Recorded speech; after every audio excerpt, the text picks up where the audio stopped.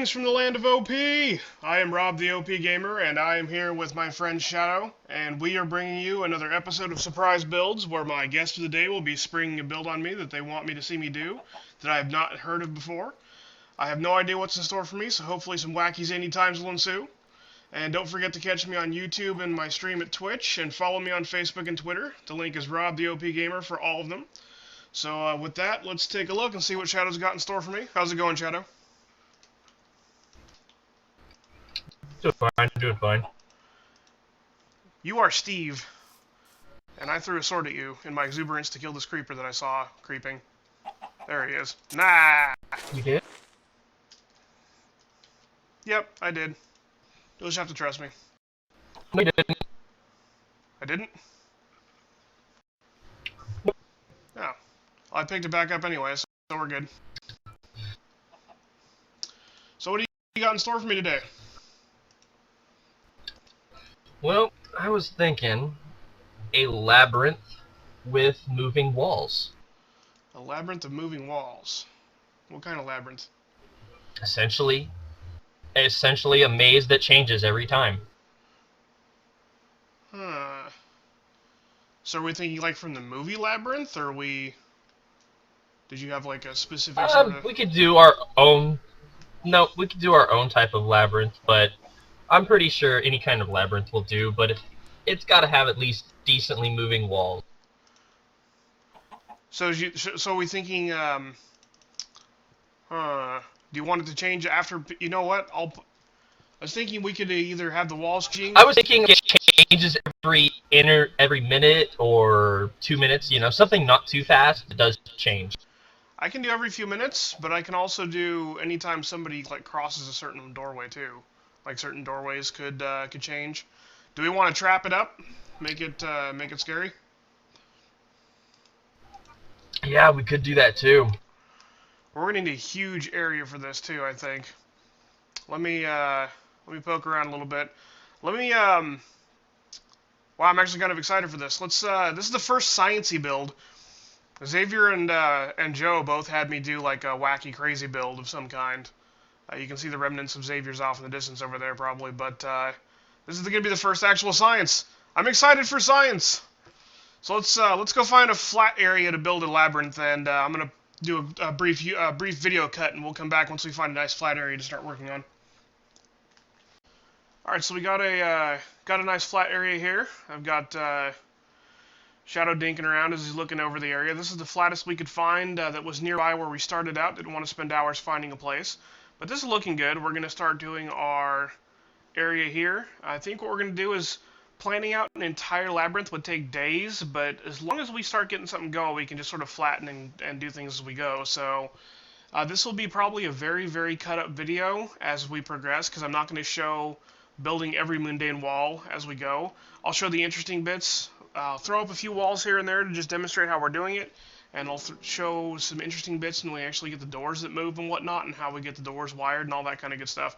I've already got a few awesome ideas for how we're going to do this, but let's see what we get going.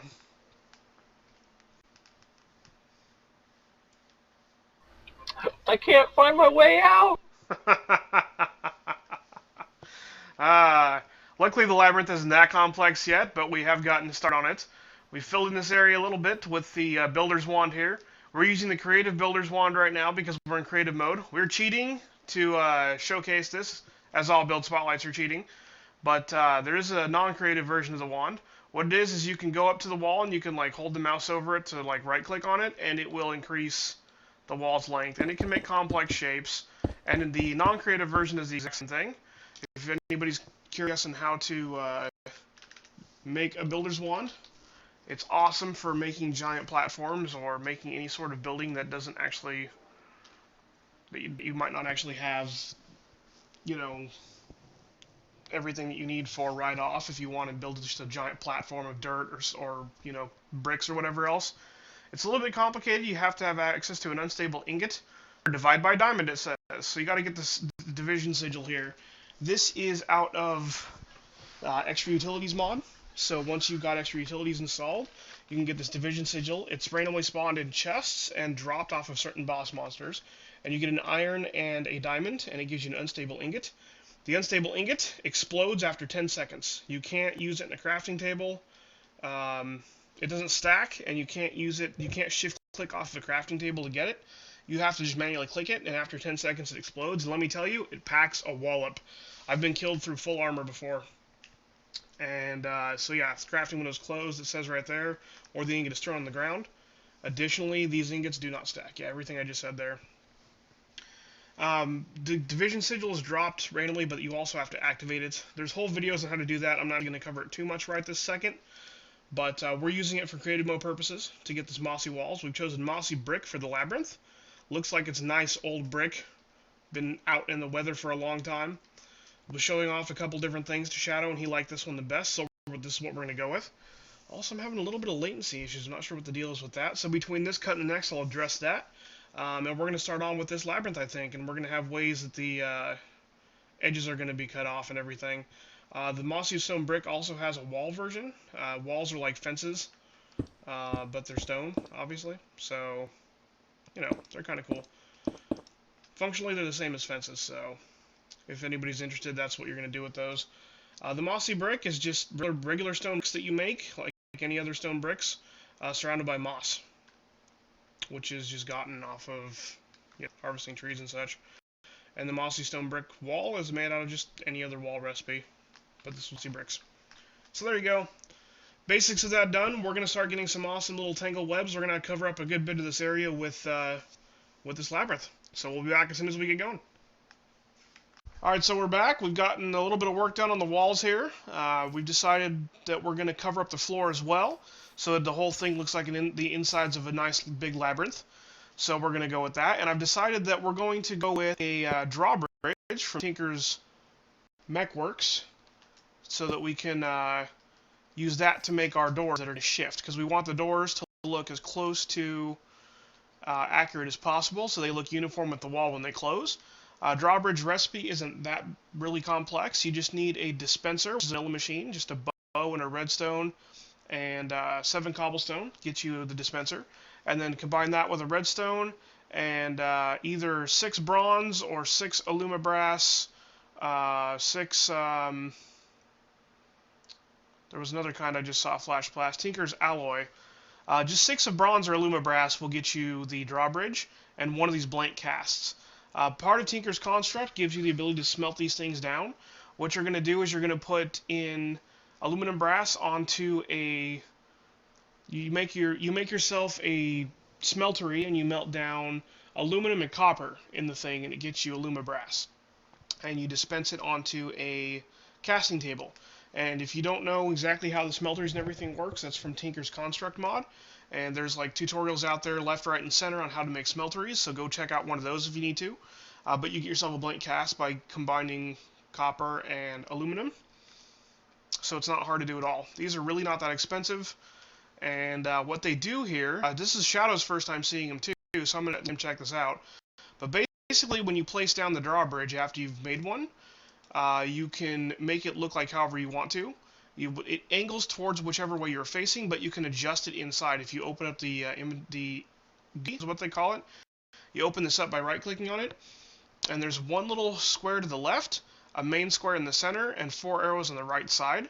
And what this does is if you place an item in the left side square, the smaller square, the entire block will mimic whatever you place there. So if I place a mossy stone inside of it, it takes one mossy stone, and now it looks like a mossy stone on the ground. If I take it out of there, it'll look like a regular drawbridge again. So that's really cool that way. And then what it'll do is it'll also keep its inventory. So we place in a few of the mossy cobblestone there, and then if you apply a redstone lever, it puts it upwards. So it extends that drawbridge out as far as it has for inventory space, up to, I think, a full stack, 64 is how far it'll go. And then when it loses its redstone signal, it just withdraws.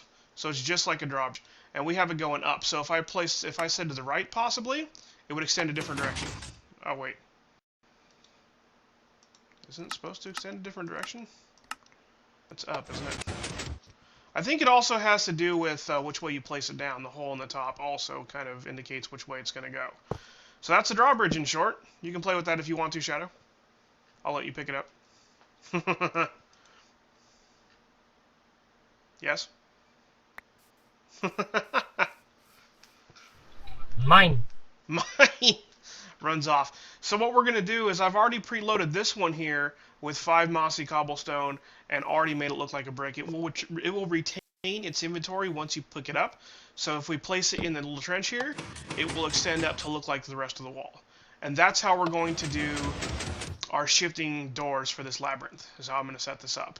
So let me get a few more of these set up in place, and we will continue on with that, and I'll be back in a few, guys.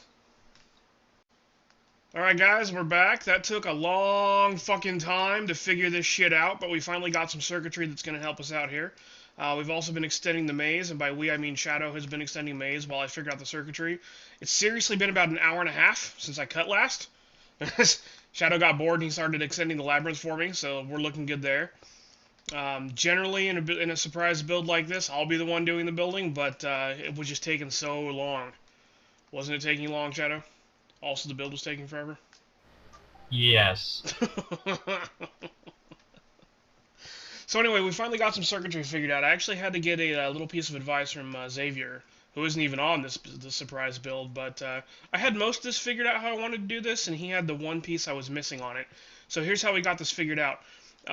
For the labyrinth, for the doors to switch off, Shadow was wanting to have some doors switch while other doors closed. So what we got here, I'm actually going to break this wall a little bit so we can see through it, just for demonstration purposes. Whoop, that's not what we want to have happen right there. I broke something I shouldn't have broken. I'll replace it, and we're good. So this is a door, and that's a door. And what we got right now is we can turn the entire maze on and off with this lever. So we switch this lever, and this timer down here starts to run. And then every 5 seconds, bam, these doors will switch. And then 5 seconds later, bam, they switch again. And that will just keep happening, and depending on how long you set your timer for, will depend on how often the doors switch. And if you turn off the timer, then it will revert. That's annoying, so I'll turn that green off. If you turn off the timer, it will revert to the state that this door's on, that door's off. And the way we finally managed to make this work out is that we had to get some RedLogic going on. This is the RedLogic mod, which brings in gates and wiring that are similar to the ones in old Red Power ones. We don't have all the ones that we had. Like, I wanted a toggle latch, but they don't exist anymore, apparently, which sucks ass. It sucks all the balls forever. So Xavier suggested a state cell. And what a state cell does is every time it receives a pulse, it holds that pulse for however long it's given here. So 1 second, 2 seconds, 2 and 2/20ths of a second, like this. However long you want to make it, well, it will hold that state for. So if I set this to 4 seconds here, and then I flip a lever really quick, it will then hold that for 4 seconds, and then switch back off here, as you can see. So just like that. Even if you just toggle the lever really quick, I'll even break it there for demonstration purposes. As soon as it hits that 4 seconds, it reverts to being off. So I got that down here, and I've connected to the timer. And I've got a NOT gate. A NOT gate will output signal as long as it's not receiving any signal. So what I have here is this door is set to the white, and the other door that's currently down is set to the orange. I'll get down there and take a look at that for you really quick here too, just so we can see it. There we go. So you can see there's white edges here. You can tell by the bands, this is cabling from Rednet. So this one's set to black, that's not being used. White is coming from the NOT gate right here. The NOT gate is pointing this way. It's pointing all 3 ways actually, but it's touching the white band right here. You can see the white band. And so if I get back down here, you can see that the right side door is set to the white bands all the way across. And then back here, the other door is set to orange bands all the way across. So white activates the right side door, and orange activates the left side door. So we're going to get back up here now, and I'm just going to block this off really quick, and see the state, was it state cell I said it was? Yeah, state cell is set to the orange band here. So basically, while this is holding a signal, it's going to turn off the NOT gate so that the white will go down, and it will turn on, it will hold the cell, it will hold the signal on the orange side, which will turn on the other gate. So that's basically how that works, and the pulse happens every 5 seconds from this, but you can set this to however much you want to. It all depends on how long this guy's holding its pulse. So I've got them both set to 5 seconds right now.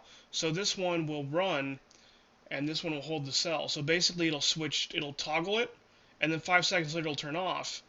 But at the same time it's toggling again, so that doesn't really matter. The second toggle doesn't really matter.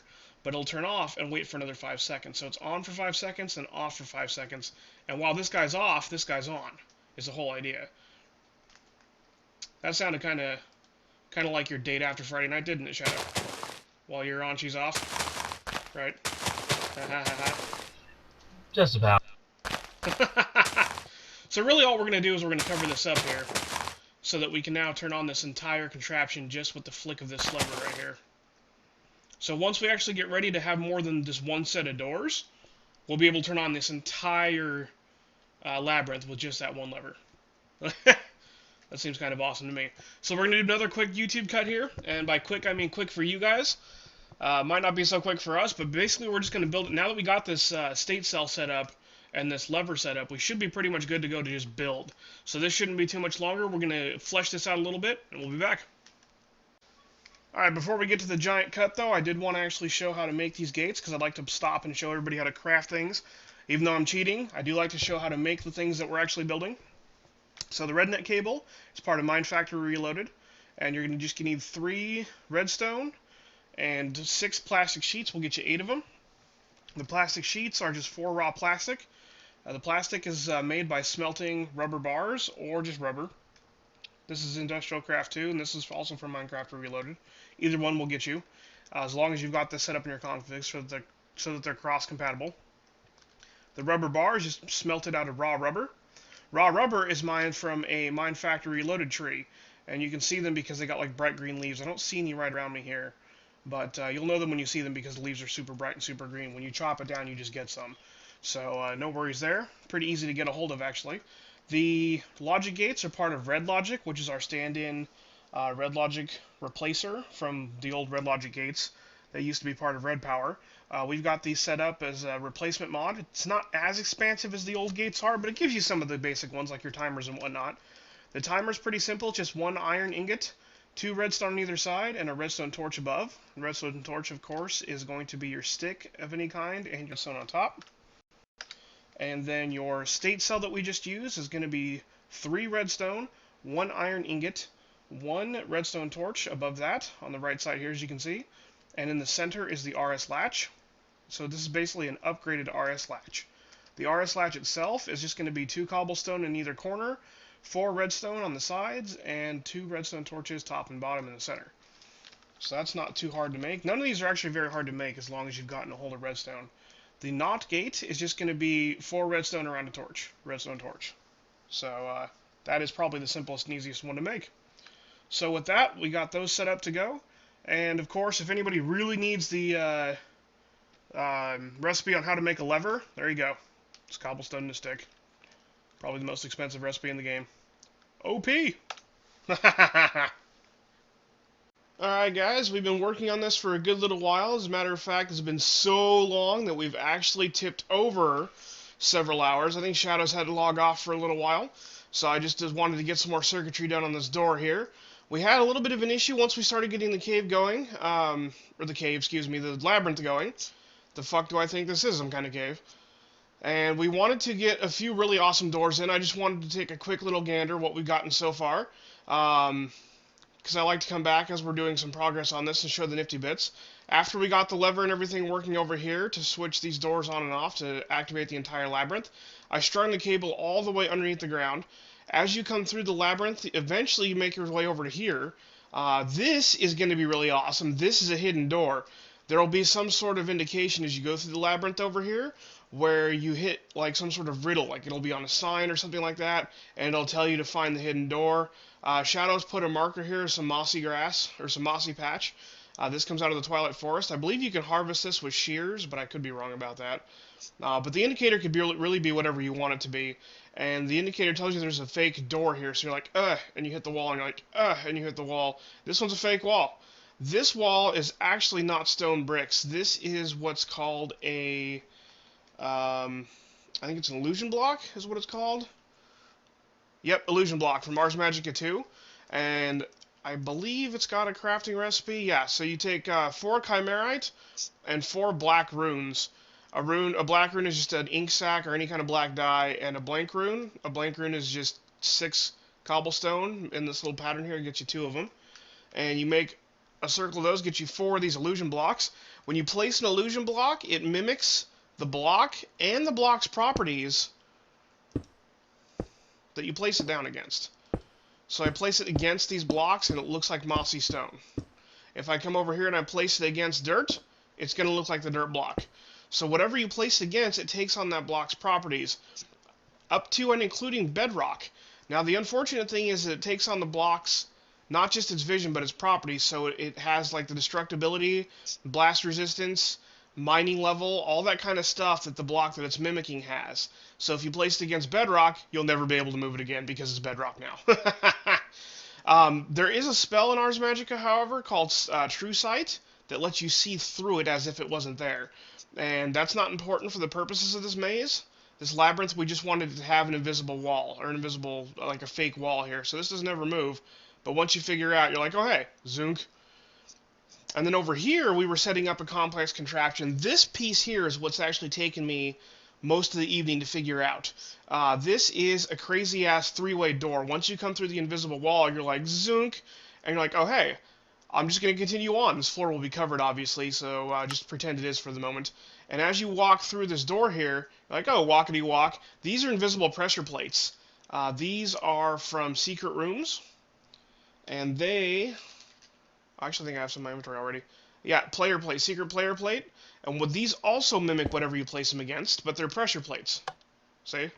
When you step on it, it makes the noise. Which is really cool. These are from the Secret Rooms mod, and you can make one of these by getting just a stone pressure plate, which is just 2 stone. And you get 4 zombie flesh or 4 wool of any color, and then you get 4 camouflage pastes around the corners. The camouflage paste is a dirt and 8 of any kind of dye around the side of it, like ink sacs, rose red, orange dye, lapis lazuli, anything you want, then that gets you 9 of those guys. So it's a pretty easy recipe to do, and it's just a hidden pressure plate. All 4 of these are pressure plates, and these are set to the magenta color with the Rednet cabling. Rednet cabling, all this Rednet cabling is connected back there, by the way, but Rednet cabling conveys all 16 colors, as I think I've shown a couple of times here by now. So just for demonstration, I'll go ahead and right-click. So you change the band color to whatever frequency you want to send the signal down, that's the frequency you change the band color to. So once you've gotten that set up, if you switch one band color, you won't be interfering with another band color. So even if I turn on the labyrinth over there, it won't affect this switch setup, even though it's all the same cable. So I've got this set to magenta. These 5 pressure plates are going to come through. You're not going to see them. You're going to trip the pressure plates, which is going to trip the magenta color, which is going to pulse these OR gates. And then those OR gates are going to come through and send a signal. This one will send a signal through this red cable right here to this RS latch. And this one will just send through this little wire here, because it doesn't really matter. The only reason that I put some of the cabling right here as opposed to just some wiring like I did with this one is because it's such proximity. It's directly against this wire here, and I didn't want to interfere with any color whatsoever. And I didn't want to make a dump color, because if I make a dump color later on down the road in the labyrinth, I didn't want it to come back and affect this without my knowing. So I went ahead and just set up this red one right here for this purpose. But it doesn't really matter. If it wasn't touching anything, I would have used just a wire like this as well on this one over here. So it doesn't really matter too much what you use as long as it can't interfere with anything else. So it'll send a little pulse through this wire to the side of this RS latch. And I would have made it just OR gate to RS latch to the NOT gate, just touching each other. But I need to be able to trigger the sides of the RS latch. I need access to the sides of it so that we can turn them off. Because what's going to happen is we're going to come through here, and we're going to trip these latches, and bam! These doors are both going to go up. And they're going to stay up, which is kind of the thing here. Kind of the idea here is that these doors go up and they stay up. So you progress down the labyrinth, and you progress through this hallway, and there will be a hidden pressure plate. I'm not sure exactly if we're going to make a hidden thing, or if we want to do another riddle or whatnot, but you have to find how to switch it off. So I've got a pressure plate temporarily set up here, and you set it on this, and it sends a signal down the line coloring back down the hallway here, and look, this door is now open. So, because it came up through this line wire right here, which switched the other side of the RS latch. But the pink one is still on. This door right here is still on. So the idea is you have to come through here, you're tripping, you're like, oh shit, and then you go through here and switch off this door, which then lets you progress down this hallway all the way over here, and then you switch off the other door. See that? Because it sends down the pink line and turns off this latch, and this allows you to progress on through the labyrinth. So that's kind of what we got going on so far. Just a couple basically doors that move on and off on their own. Hidden door, trick doors. We're doing all kinds of fun stuff with this labyrinth. I'm having a blast with this. This wiring took a little bit to set up. I'm going to showcase these wiring a little bit here really quick.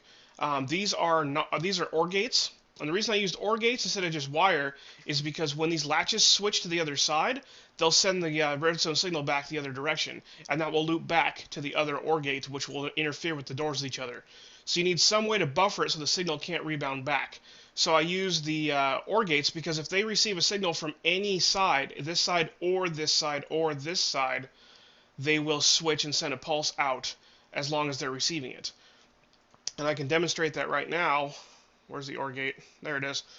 So if I set one down here, let's set it down up here actually, and I'll grab a lever. So if it receives a signal from this side, it turns on to the front. If I turn that off on this side, it turns on from the front. It always turns on from the front, no matter which side you use. And if you use two sides and only one switch is off, then it'll stay on. So no matter what side it's getting a signal from, if it's getting from any side, it will output a signal.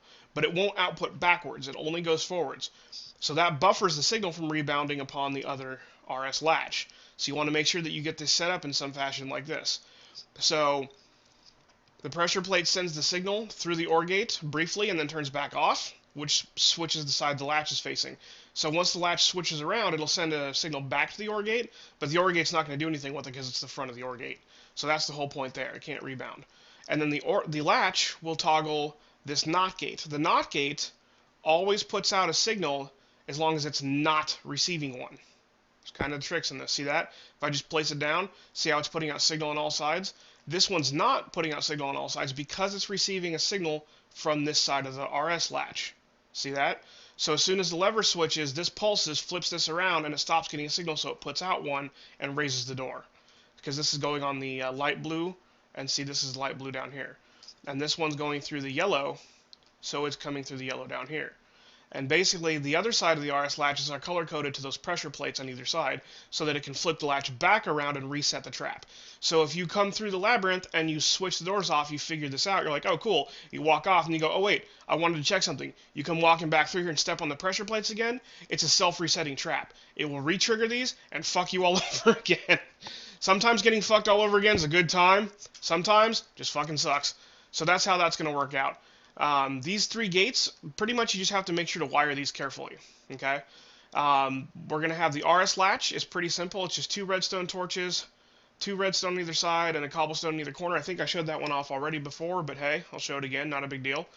The NOT gate and the OR gate is what we're using here. So the OR gate is going to be just two redstone torches and three redstone. I think I showed that one too, actually.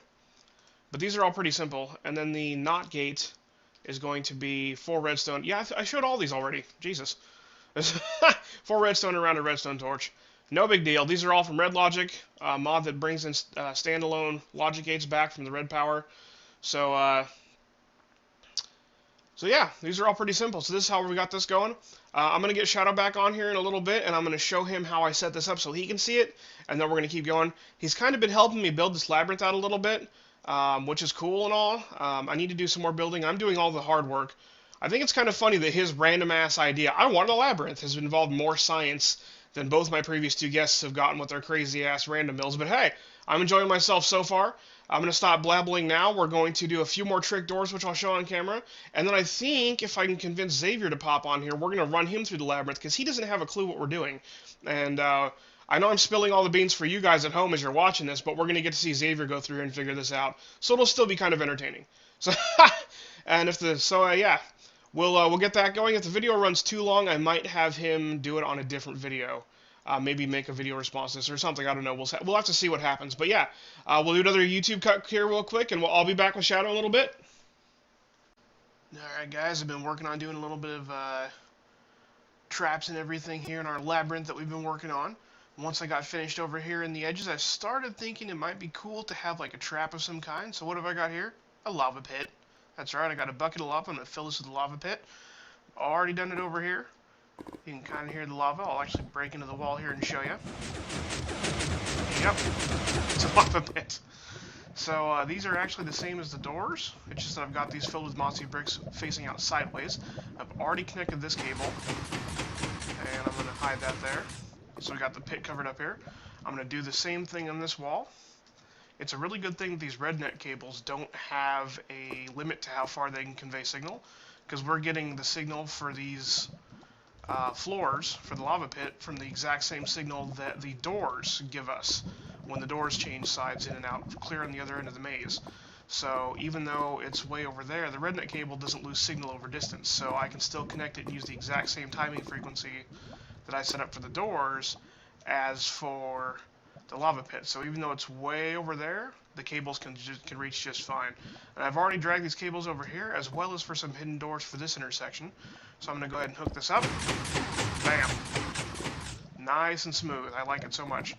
So the idea here for this trap is going to be that these floors for these lava pits will open and close in 5-second intervals. And then also, way back here towards the beginning of the maze, even though this is a wrong way, there's nothing back here. So once you come in here, you make your way this way. And this door right here, these walls change. This is actually a wrong way. Everything's a dead end over here. But check out this wall over here. There's a secret chest right here in the wall. Click. Bam. It's a secret container.camo chest. I marked it with this piece of mossy cobble, or this bit of mossy patch on the floor here. And the secret chest is made just like the secret pressure plate I showed you before, except you put a chest in the middle instead of a pressure plate. So that's going to give us a secret chest here. And I figured I'll have this secret chest right there as part of the riddle. And then over here, there's a chest here at this end of the hallway where the lava traps are. And a chest on this end of the hallway after you clear the center contraption when you're trying to get through the correct door. And I'm figuring that you get something out of the secret chest and out of these two chests after you run past the floors that are opening and closing into lava pits. And you get these items, and then you run through to the end and you continue on. You have to use those 3 items at the end to get out of the labyrinth, or to get whatever the goal is in the end, or whatever the deal ends up being. So that's just another trap that we're putting in here. Don't know what the whole goal is going to be quite yet. Don't know exactly how I want to do everything quite yet for the ultimate purpose of the labyrinth, but hey, we're working towards more things. I'll come back and show you another trap once we get it figured out. Sweet. Alright, I've got a recipe up here on screen. This is the torch lever. It is also from the Secret Rooms mod. It's a torch, that's a lever. Torch, redstone, torch lever. Torch, redstone, torch lever. Torch lever.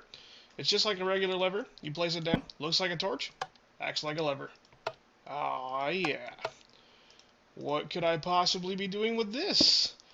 Aside from having nasty surprises in store for whoever runs this mage. Xavier.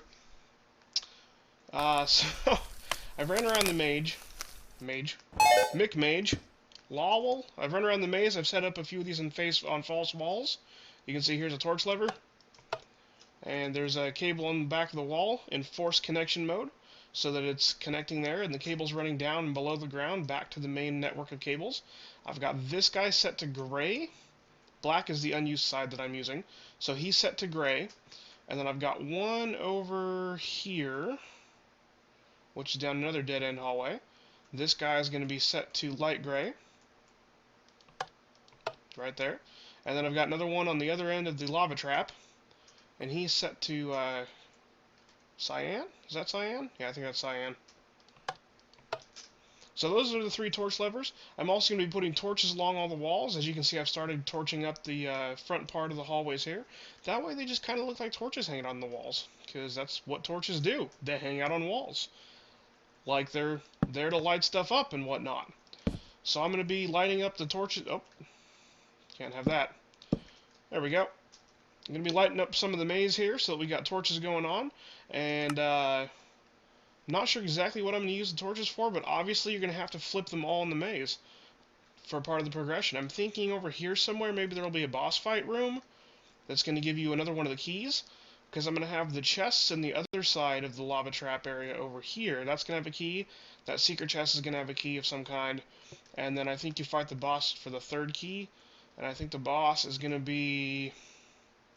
I'm thinking right here's a good spot. Maybe? I'm not sure what the boss is going to be yet. And I think I'm going to hide some more hidden chests throughout the maze for picking up gear. Like have a couple with weapons and a couple with...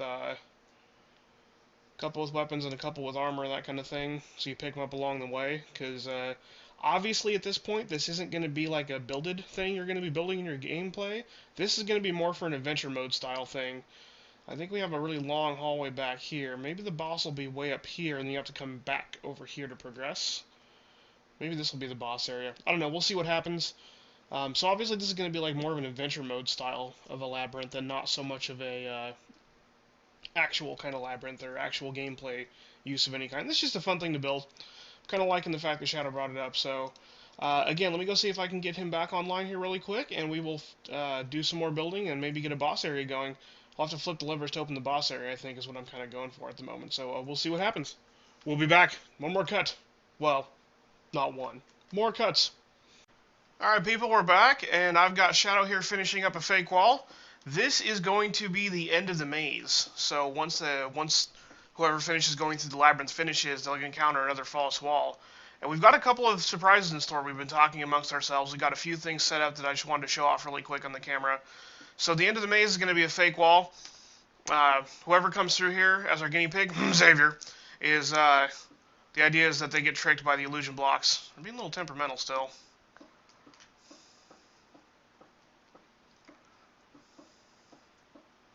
You mad, bro? Hell yeah. I don't know why it's not working this time. You'll get it figured out. So we got a fake wall here. This is going to be the actual finisher, the actual finishing of the maze.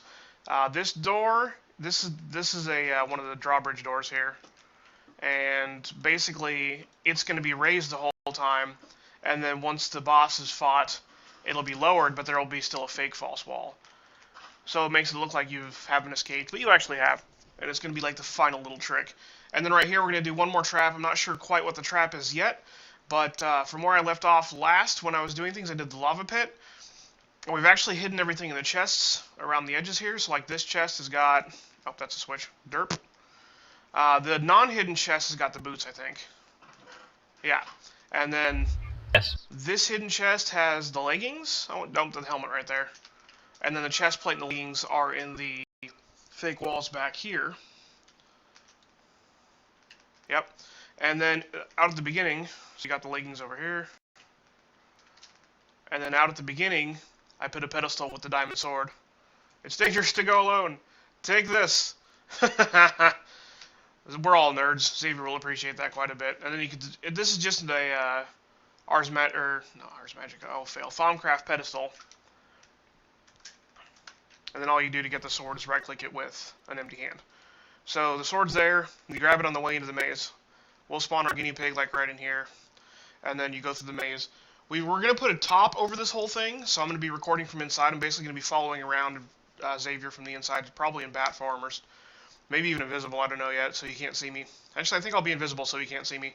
That'll be even more fun. And then we've covered up these rooms, but there's actually a couple of the illusion blocks for the doors. So these come in here, and there's going to be a monster spawner inside.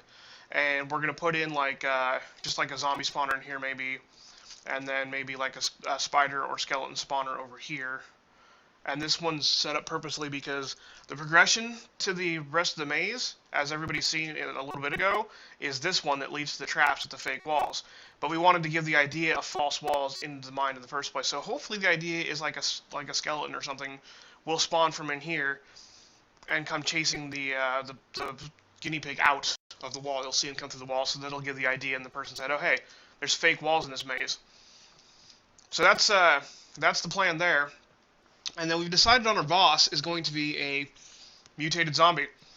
And I will come back and show that once we get that set up, but that's from a Mutant Monsters mod. And the idea is they're going to come through the maze. They're going to walk in here. The levers I showed off a little while ago is going to be flipped throughout the maze, and that will open up this door right here, which I'm actually going to point these down right now. So this will be a door, and those levers will open up this one, and there'll be another door here, and this door will close behind the player. So once the player comes in here to fight the boss, it'll close off, and it won't reopen again until they flip a switch. And so you have to fight the boss, and you flip the switch, and then once you flip the switch, it will reopen that door as well as the door that lets you out of the maze. And you got to backtrack to get to it. And then we're going to have like several fake levers in here. There'll be maybe we'll put a sign that says, you know, find the correct lever or something like that.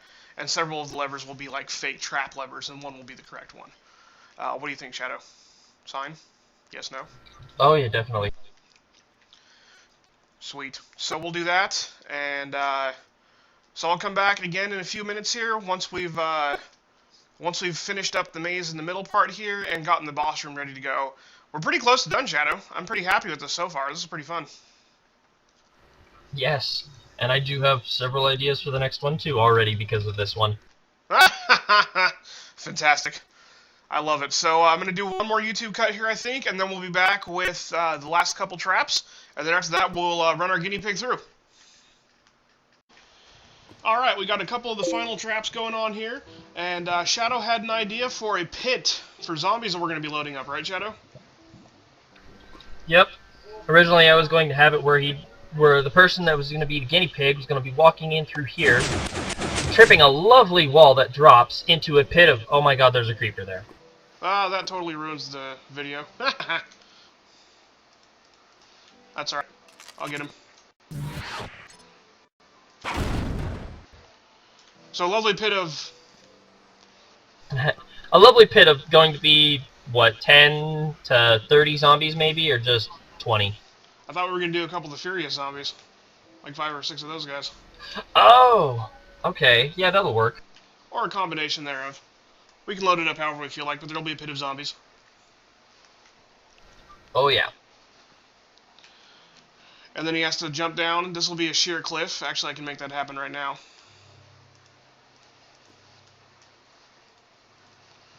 So it'll be a sheer cliff, and then like once this wall opens, you'll see the pit of zombies. And this will be closed up, but this is the wiring basically right now. Inside here,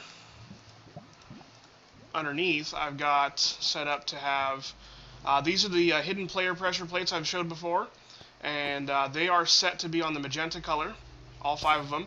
So as soon as you cross this part of the hallway, it triggers it, and what it's going to do is the RS latch is keeping the thing on. So when you... Shadow, damn it, move. Can't click through you. So the RS latch keeps the wall up, and then once you trigger the pressure plates, it switches the latch around and lets the wall drop. So from then on, the wall's open. So let me replace that really quick. And we'll cover that in nice and... Wait, what the... Oh, I was hovering too low. Whoops. So we'll get that covered up. And then basically, on the inside, it'll just look like this until he trips it. And we should probably put a torch, since we're going to preload this anyway, we should probably put a couple torches down, like maybe one over here, and then one over here to keep creepers from spawning and stuff in here. And then down here, this is going to be the hidden lever. This lever actually makes 2 things happen. Number 1, this is one of the doors that progresses through the maze. So once that lever is flipped, it opens that door to continue onwards. The wall stays down permanently after it gets flipped. So whoever actually is watching this maze, they have to come through and reset the door. But it'll stay down because there's no point to re-raising it. And then also, that cable flips these stairs over here. The lever is set up in 2 ways. On the other side of the wall here, there is, if I could fly properly, there is a cable that's set to orange. And underneath, once the lever flips the orange cable, it flips both this, which is this is an NOR gate, a NOR gate. It always puts out signal the front way, but not any other direction, unless it receives a signal. So when the lever turns on, this turns off. It's just like a NOT gate, except for it's only one way. And then it turns off, which allows this to turn off as well, and the door will lower. And then over here, the cable continues on down here, and set to orange underneath is these stairs here. And once this door is all the way down, these stairs will allow progression back through the maze if the player decides they want to continue on or go back for whatever reason they need to go back. Like if they think they missed something, they can head back. So why don't you go ahead and flip that lever so we can see it, Shadow. So the door goes down and these stairs come up. Flip it again for me. Just like that. So these are actually part of the drawbridges, except for this one's got 2.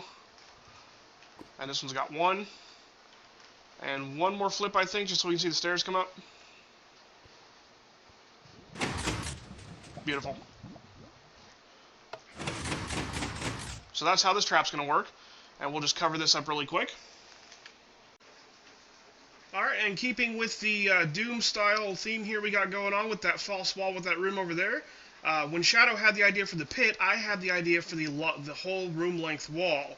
Anybody who's played Doom will probably recognize that sort of idea. So, and Shadow had a good idea to make him go down there, because this is actually just a dead end in the maze. This doesn't go anywhere. The end of the maze is over there, and the boss room is over there. So, what do you got here, Shadow?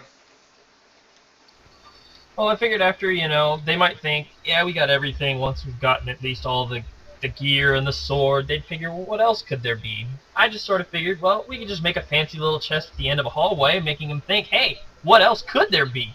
As they're running down this lovely little hallway, they go, oh, shit. And something actually did spawn in there. That's funny. We keep getting trolled by these monsters, man. Oh, wow, I did not even see that thing spawn in there. Me either. That's funny. Want to get rid of him? So this wall is controlled exactly the same way as out of the door. It's just an RS latch. And the, just like so. And the pressure plates, this is the line of pressure plates right here, so they'll come around the hallway and just walk on this way. We were debating on whether or not to put the control system in the middle for it, but I didn't want whoever it is to be completely swarmed, because that's going to be a lot of alcoves in there that we're going to be preloading with zombies. So I figured that we just start at the end, and that when they see it start to drop, they go, oh shit, and back up a little bit, because zombies will be coming in from behind as well. So this way we got another little Doom-style hallway, and that's going to be, I think, the last trap, because after this, they're just, yeah, the rest of the hallway is just them leaving there over there, so... the last room that we're going to have to fill in is this one behind the boss room. I've got this set up so that this door, this is going to be the latch for this door. This is actually a torch lever, and it's going to lower this door. This is after they fight the boss. This is going to be the boss room. This is going to be the, this is an Autonomous Activator from Thermal Expansion. This acts like a dispenser, except for it's a little smarter. I tried using a dispenser to spawn the boss zombie dude, but it was just not working out. It wouldn't spawn it. It would just drop the egg. Although it works with vanilla monsters. So I loaded the zombie mutant egg in there. I've got a few extra. You're going to have to preload this every time for every run. But when it receives a redstone signal, because you have to put it set to high, otherwise it'll always run. And when it would receive a lever signal, it would just drop like 3 or 4 zombies before the signal will turn off. So you don't want 3 or 4 bosses, you just want the one boss. We've settled on the mutant zombie. Because that seems to be the best challenge for a person geared up with diamond stuff. Shadow, you said you got down to, what, 3 hearts fighting him? 4.5.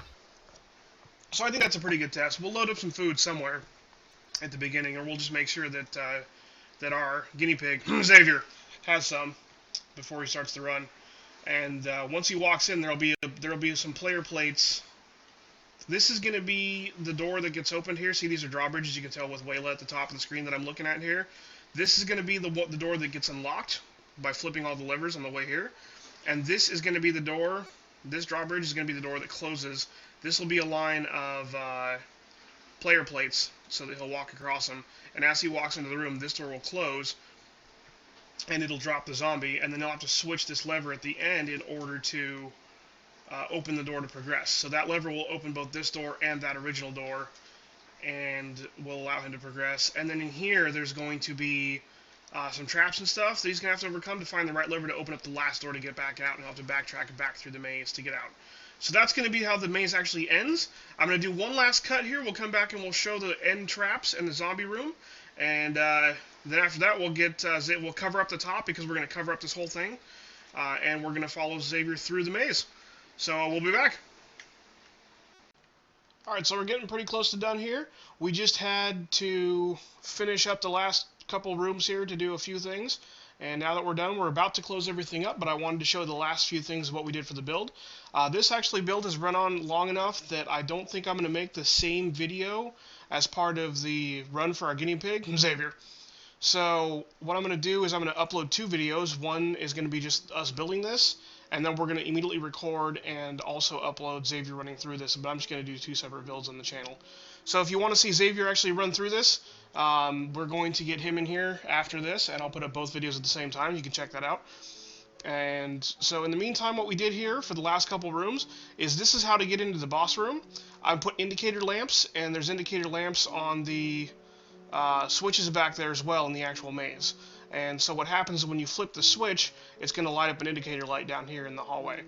And I've set up 3 switches. Rather than actually go all the way through the maze to find the levers really quick for you, I've just set up a couple temporary switches. If you remember the torch levers back in the hallway that you switched to open up the boss room on the way here, I set one of them to gray, one to cyan, and one to light gray. And so I've set up levers here that do the exact same thing, just for demonstration purposes. So basically, when you switch those levers, a light will light up, telling you that you've lit that lamp, and then in here, the hallway, it will also light up, because I've got the cables out here behind. So I've got gray on purple, I've got cyan on blue, and I've got light gray on red. And you can make these whatever color you want to, as long as you make sure not to cross colors. These lamps can be whatever you want, because Redstone in Motion, or not Redstone in Motion, excuse me, RedLogic doesn't just add the gates, the mod RedLogic, doesn't just add the Redstone Logic Gates, it also adds the lamps. So you can have both at the same time. And so I've set up right here just levers for demonstration purposes. When you flip one, like let's flip gray, you see the purple one lit up. And what I've got down here is I've got cyan, light gray, and gray from the levers set up on this AND gate. Now an AND gate is going to make it so that you have to switch all 3 at once to actually make it output its signal. The recipe right here is just with the redstone, or with the RedLogic redstone recipe, it's just going to be 1 redstone in the bottom, and then just 4 redstone torches set up all in a cross sign like so. And I've got that on a NOR gate. And the NOR gate I think I've shown before, but I'll just throw it up again one last time. 4 redstone and 1 torch at the front. And what happens is the NOR gate always puts out signal unless it's receiving one. And the AND gate will only put out one if it gets all 3 sides. So it's got 3 torches in the center, you can see. I've flipped the gray lever right here. You can see that it's gray on the outside edge that I've colored it with the wire. And so because it's getting a gray signal, this torch is off on this side. So you have to flip the other 2 also to turn off their torches. And if I do that now, I'll flip the cyan one. You can see the blue lamp lit up there. And the cyan side right here switched off here. And so it's only got the 1 torch left in the center. And then if we flip the last one, the red lamp will turn on. And all 3 are off, turning this off, which let the gate fall. So basically to get into the boss room, you have to flip all the levers. So that's the whole idea, is you have to find all the secret hidden torch levers to get to the door. What do you think, Shadow? Perfect. So what I'm going to do is I'm just going to close these off, because this isn't actually part of there. Those levers were temporary. So I'm going to just place the lever, or run the cable up here so the lamps can connect to the main system. And block the grass, because screw that. And then we're going to just cover this up in this floor. And this will allow these gates to remain undisturbed. Just like that. And I ran this cable all the way back, as you can see, back to the main system along this floor, all the way back into the main part of the labyrinth. So we got that. And then we have this set up in here. So we have the boss room next. This gate, there's another gate right here. This drawbridge door is set up so that it will activate upon flipping this redstone. So I'm actually going to get the boss spawner out of here really quick. And what happens is, this is all rigged up. This cable is not actually connected to the main part of the maze. This is all standalone cable. That's why I can reuse the same colors. But this gate, what happens basically is this is all going to be covered up flooring right here. And when the player comes through here, this is more player plates, and it raises the drawbridge. And these player plates all go all around this little ring right here. So you can see I've got cables all the way along the underside here. So you can't get in here without stepping on these plates. When you step on these plates, it flips this RS latch around, which you can see happened. Well, you didn't see it on camera, but I'll show it again in a second. And it flips the input around so that Blue is not getting an input, but orange is. You can see that the redstone torch there is pointing towards orange. And so the orange cable does two things. Number one, it sends a signal up to the door here so that it can raise the door, and the door stays shut. And then it's got two others. It's got blue and then magenta. Blue comes around over here to the main door. This is a secret torch lever. As you can see in here, I've set up blue to be touching this torch lever, so I'll cover this back up because that's supposed to be covered. So when you flip this switch, it progresses into the main room in here. This is the last trap room. And then what happens is flipping that lever flips this NOR gate, which I've already demonstrated how to make, on, so it outputs a signal, which flips the RS latch back around, which stops giving input to orange, which lets the gate fall. And then magenta also sends a signal up top to spawn the boss. This autonomous activator, we're going to zombie in, because what happens is this maze is so large that unless a player is standing here, things will despawn. So we only want the boss to spawn when the player comes through here. So once the player activates this switch, watch the RS latch. Oh, I gotta turn off the lever over here first. So this door starts closed, and then you flip the latch, door closes, boss spawns, you saw the latch spun there, and then what happens is the player comes over here and goes, oh, okay, and then like once you figure out what the moss is the indicator. We've put moss throughout the maze, you've probably seen it. That indicates there's something suspicious you need to check out. That's going to be our clue in this whole labyrinth. You flip the lever to progress, and it lowers both doors. And at this point, this entire room is completely deactivated. Nothing else can happen in here. The only way to get something to happen in here again is to reset by reclosing the door, which allows this signal to stop going the way it's supposed to. And then it resets the RS latch. So this whole system, this whole room is self-resetting, which is really cool. But you just need to make sure that that door is up and this door is down. If this door is down and that door is up, the room is reset. If both doors are down, the whole thing's off. And all you got to do that is flip that lever, which is really nice. So I'm going to load one mutant zombie in here. So here's our boss room. Our boss room is pretty much done. And I'm going to put a lever in here because I don't want to fill in this whole floor because that's going to suck. I just want to cover it. And that's... whoop. Well, there's the mutant zombie. I flew too low and I actually clicked the thing. You want to take care of that for me, Shadow? Thanks. So now I need to go and reload that zombie in there really quick. So we'll just finish covering this. I only had these open so that everybody could see how to make them, or how I'd wired everything. So we'll reset this by opening this door, and then reclosing it. And the room is now reset. And we'll load another mutant zombie in there. Fantastic. So that's the boss room. And the idea is we had the boss-specific room because initially I was going to have this whole room be the boss room, but if the boss happened to wander over here, and then the player kind of was over here and then kind of scooted by, you could end up not aggroing the boss. This way it drops it right in the center and there's no getting around it until you've actually fought him, or come over here and just escape through the lever. But in that case, the boss is going to be chasing you and attacking you the whole time, so you're still going to take some aggro no matter what you do. And then this is the final room. This opens up the last door over here that we set up, and basically we've got several traps. There's 5 levers in this room. This lever's a dud. Doesn't do anything. It's just there to be confusing. This lever right here drops zombies out of this spawner. So I've got 7 angry zombies spawned in here, or 7 angry zombie eggs spawned in this spawner. And as soon as this autonomous activator receives a signal from that lever, it's going to drop them out here. But to make sure that the ceiling looks uniform, I've got another drawbridge right here. And it's currently activated, so it's got one mossy stone brick sticking out front, because this NOR gate that I've already shown is keeping activated through the magenta signal there.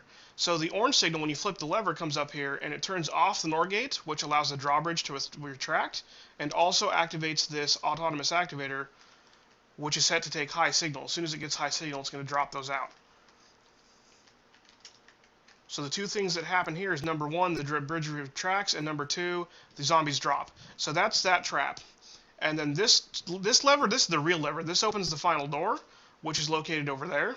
We got to make this area look really nice and cute, but it's keeping the door up with another NOR gate over here. And this is a false wall. So you basically you have to realize two things. Number one, that you've opened the door, and number two, that this is a false wall. So the real door opens to a false wall, just like we had in the center of the maze there. Shadow thought it'd be a really cool idea to make it look like you didn't actually get out, but you actually did. Kind of like one last little kick in the nuts. Right, Shadow? Oh, yeah. Oh, yeah. Shadow likes to kick people in the nuts.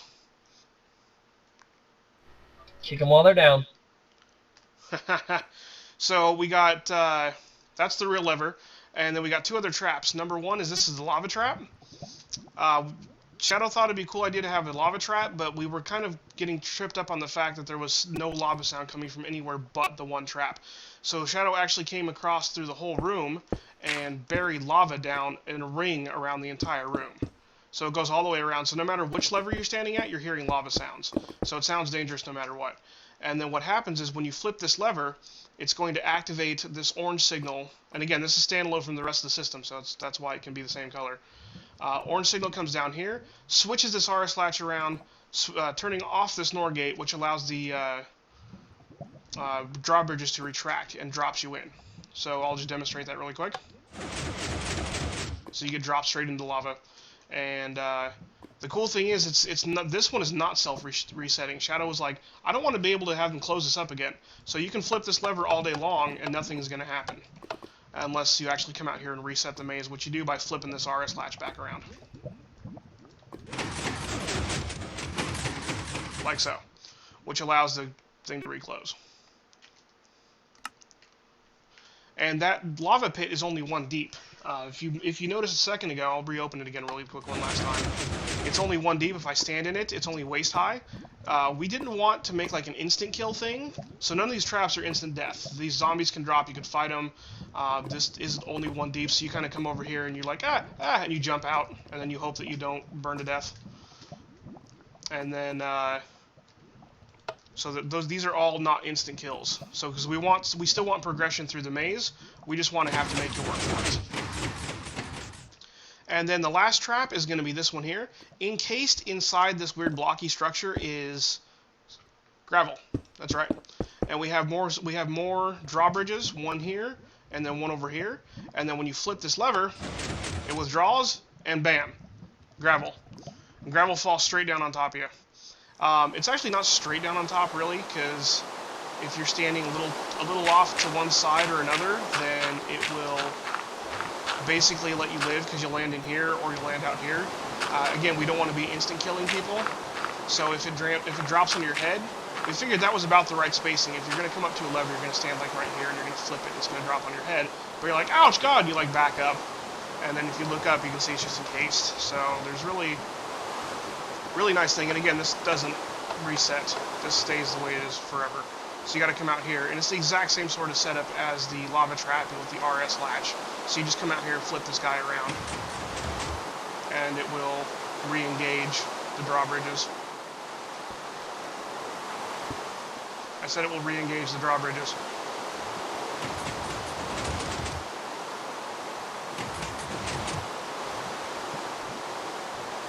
Is that lever off? Yes.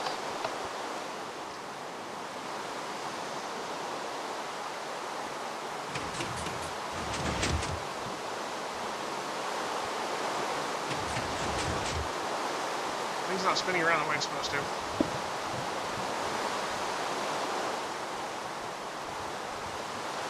There we go. I guess the cable kind of derps with it a little bit sometimes.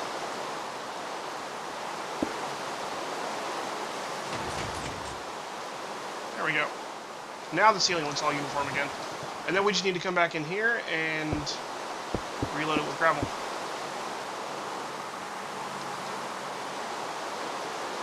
And actually, I made a small little modification realizing that they might burn to death, and it also stops the zombies from taking fall damage.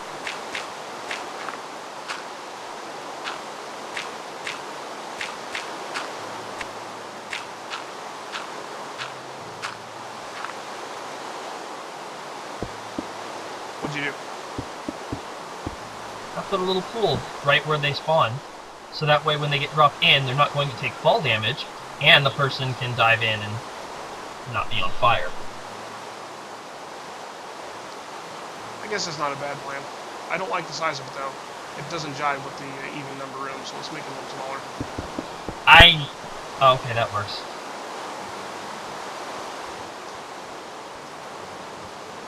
Because they fall from here, so they'll still land in the water. Okay. You fucked with my neuroses enough making this an even counted room out. So it's like a what is this, 22 by 45 or something like that, 46. So you've fucked with me enough making it even numbers. I just started making it. If we really were actually working at it, we would have done it a lot better. Yeah, probably. We've been trying to throw this together as quick as we can. So I normally build in odd numbers. I like odd numbers best. So that's pretty much the last couple rooms. I'll cover this up off camera in a few minutes here before we get Xavier up in here, before I finish up this section of the video. The last couple things I wanted to show off are, again, with the whole fact that monsters despawn after so much time if somebody's not near them, we had to change up the way that the Doom Wall work and the Doom Pit work. We've got Autonomous Activators, same as we have over here for the boss and for those zombies trap. This is above the Doom Wall, inside the Doom Wall, above the little alcoves, and these are each loaded with this angry zombie spawner inside them. And this is connected to those pressure plates, the hidden player plates that trigger the wall. Also triggers these at the same time. And same deal with this one. And this is for the pit. And you can see it's just over the ceiling, like so. So it comes down through the floor and up and around. And it's because we can't preload these with monsters because of the fact that they will despawn after a while. So we have to make it so that only the player triggers them as they come through here. So that's the story with those. It's the same deal either way. You just got to wrap the cable up and around and connect it to the initial player plates. Don't connect it to the RS latch, otherwise it'll go off in funny ways. Make sure to connect it directly to the player plate with the same color as the player plate is on. You can see these are all set to magenta because that's the player plate color underneath in the hallway that you saw earlier in the segment. And the last thing to show is we had those two giant rooms that had nothing to do with anything. So we decided to put spawners in for two reasons. Number one, because zombies. Number two, because they'll probably wander out of the rooms and show off the fact that there's hidden walls. It'll kind of give the player a clue, hey, you know, there's more going on here than meets the eye. So they'll kind of, because the zombies will wander out chasing you. And the way that these are set up, it's pretty simple. These are from the mod Soul Shards 2, and this is a soul cage. I should probably get one to show how to make it.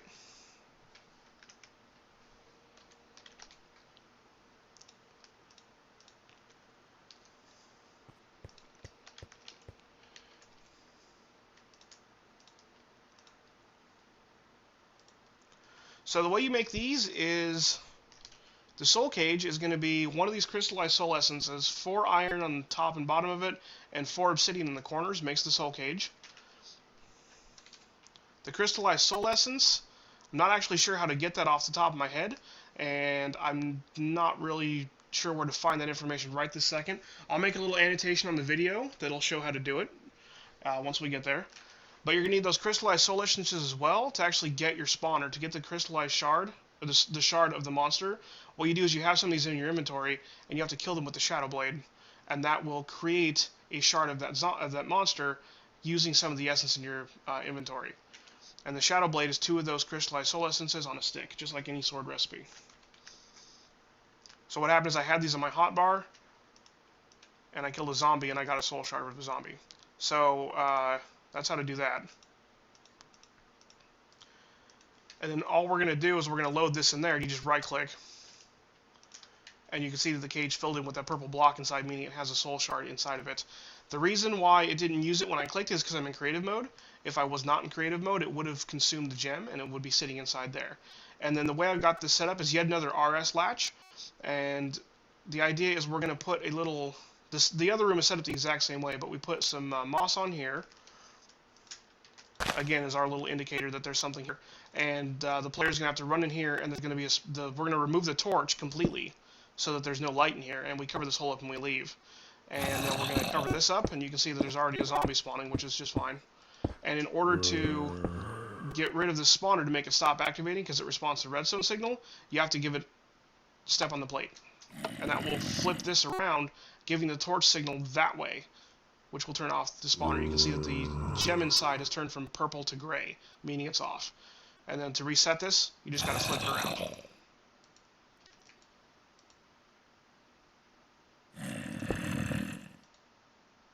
Just like so.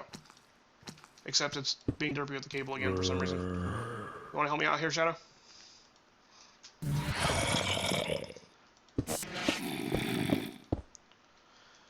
And then we can leave. If Shadow can get his fat ass through the hole. No comment, Shadow. Oh, do you also want to at least point out, or did you last time about how we modified setting a maze to start? Oh, I forgot to mention that. Thank you very much for reminding me. So having the lever out here kind of sucked. I didn't like it at all, especially because if you want to turn the maze on or off from inside. So what I did is I set up a ender chest out here. Just a basic ender chest. Haven't shown how to make one of those this episode, so I'll just show it really quick. It's going to be 4 blaze rods, dropped from blazes in the nether, 2 obsidian on either side of a chest, an ender pearl on the bottom, and a piece of wool on the top. Wool can be any color, it doesn't really matter, it indicates what the ender chest is set to. And the chest, of course, is just 8 wood planks around the side. And I've got a structure pipe with an autarchic gate. These guys are from Buildcraft. The structure pipe, I'll just actually look it up in NEI.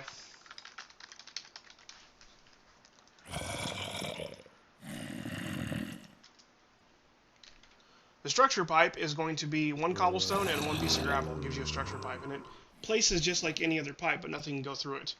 And the cobblestone transport pipe, of course, is just 2 cobblestone on either side of a piece of glass.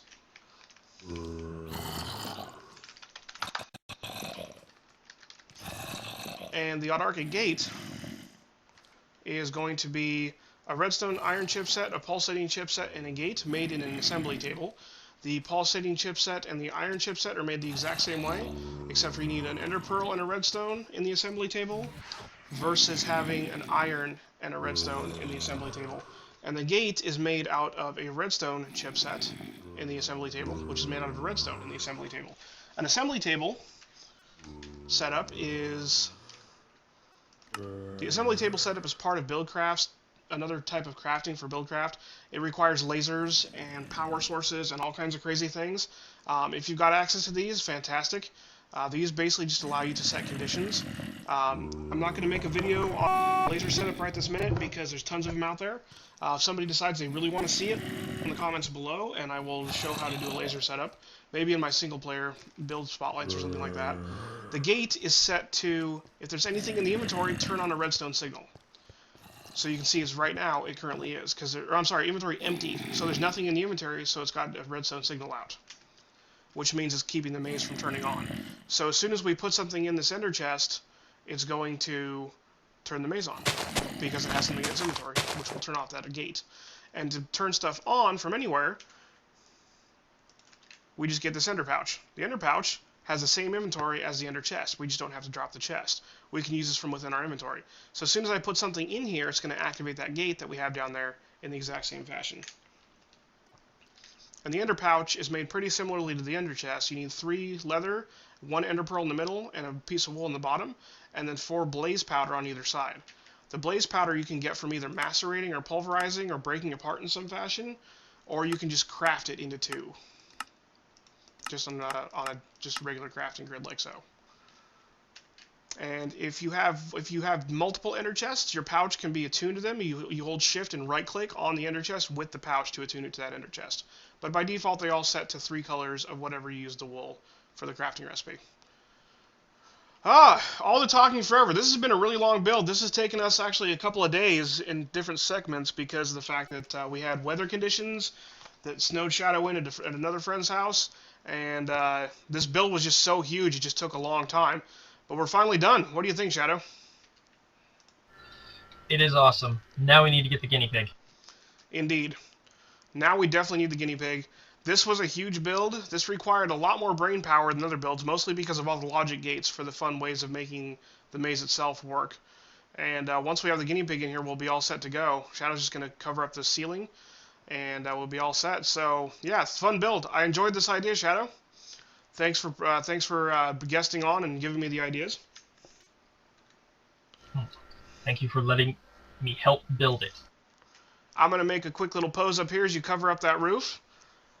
This you have to have helped build it, because this is going to take me forever solo, man, if you just stood around watching.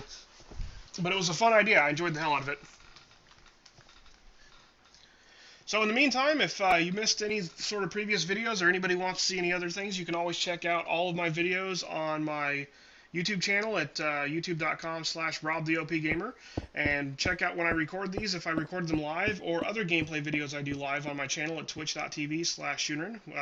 I'm sorry, twitch.tv/RobTheOPGamer. That was the old channel. Don't go to that other channel. Go to RobTheOPGamer. It's RobTheOPGamer for everything. And of course, you can know whenever I post up videos, or if I go live on my stream, by following me on Facebook and Twitter, also at RobTheOPGamer. And click like, favorite, subscribe, follow, all that kind of fun stuff. Tell your friends, start an ad campaign, pass out flyers. We will catch you next time. Hope you all had an OP time. Peace.